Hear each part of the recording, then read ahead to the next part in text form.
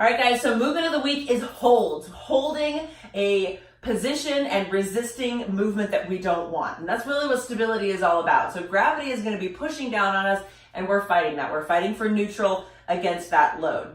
We're going to use plank because it's one of the things that we end up doing in our workouts quite often. And I'd like to invite you to find a couple of subtle differences for your athletes that truly, really enhance the work that they will feel and also the benefit that they will get out of the exercise. So notice, you guys all know as coaches that the common mistakes that we see is that the upper back gets really rounded. Maybe the head would drop or the gaze goes forward, which puts a lot of stress on the neck.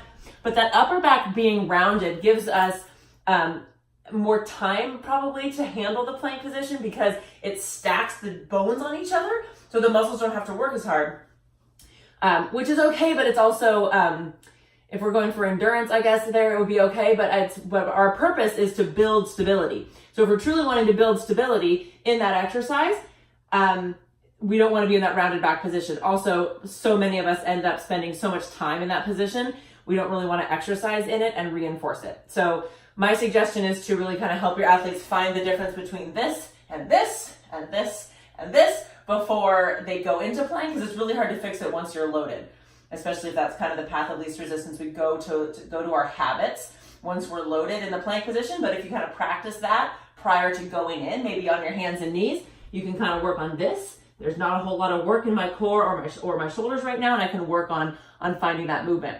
The other other common mistake that we see is down here, right in the lower back. Lots of planks that look like this. And I'd like to have you notice the difference between this plank and this plank.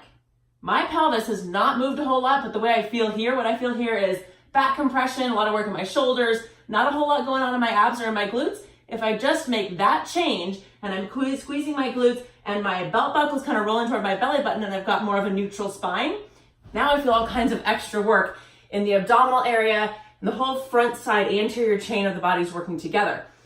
Again, that's our purpose. We're looking for anti-extension control in plank. So that's how we do it.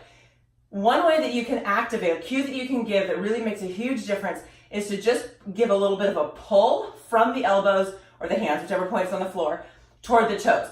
So if I'm in my high plank and I find my neutral position here and I tuck in my tail under, if all I do is give a little bit of a pull, like my hands are kind of pulling toward my feet, I feel a ton more work in my abs. I'm not gonna be able to hold it as long like that, but you can say 10 seconds pull, 10 seconds still in plank, but active rest, or maybe even pushing away a little bit, 10 seconds pull back, 10 seconds push forward, or maybe a couple of breaths if you're using this in a flow Pilates or yoga class. So that's how we work on our plank. We're gonna try to make those planks better for our athletes. The other things that I'd like to, those asymmetric variations in plank that we can work on here are have to do with moving our arms and moving our feet. So a lot of times we do plank shoulder taps, we'll do plank up downs, plank leg raises, straddles, scissor, all those kinds of extra variations that we can do in plank that are really fun. Again, if our purpose is anti-flexion and anti-rotation control in that exercise, let's do it in a way that actually gets our athletes to do that. So if we're doing plank shoulder taps and you're seeing a lot of this, a lot of the side-to-side movement, we're not getting what we hope we're getting out of the exercise. So here's your upgraded plank shoulder taps. You're on knee plank, okay? Knee plank. This, for balance or for giving your athletes an extra, a level of this exercise that's more supported, this could be done with the hands up on a box to start with. You're gonna move between knee and foot plank. So if somebody needs a more supported version of the exercise, you do it with their hands up. So we start in knee plank, nice solid neutral spine. We bring one hand to the opposite shoulder, then we fire up the legs, come to high plank for just a breath, and then we bring the kneecaps down toward the floor at the same time. Hand to the opposite shoulder, high plank, hold, knees come down to the floor at the same time. That exercise is self-limiting in that if you bring your kneecaps down to the floor at the same time, you have to have some improvement in the control of your pelvis. Now, instead of plank leg lifts, in which we often see, we talked about we don't want this in plank. If we go leg lifts, we often see backs arching. So what I want you to try to do is maybe just consider, let me scoot so you can see my feet. Maybe just consider starting in plank, just a toe lift. Maybe just you're pointing your toe. What that does is it takes my foot, so if my left foot's off the ground right now, I no longer have its support, and so I'm working on stability without that extra piece, that leg on the ground. And so it enhances our stability. Again, that's our golden plank, without breaking the form. It doesn't matter how high that leg gets. It's not a glute strengthening exercise that we're doing.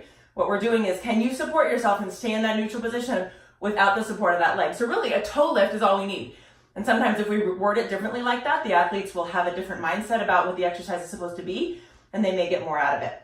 So upgraded plank shoulder taps and plank toe lifts to go along with your plank holds this week. Have fun.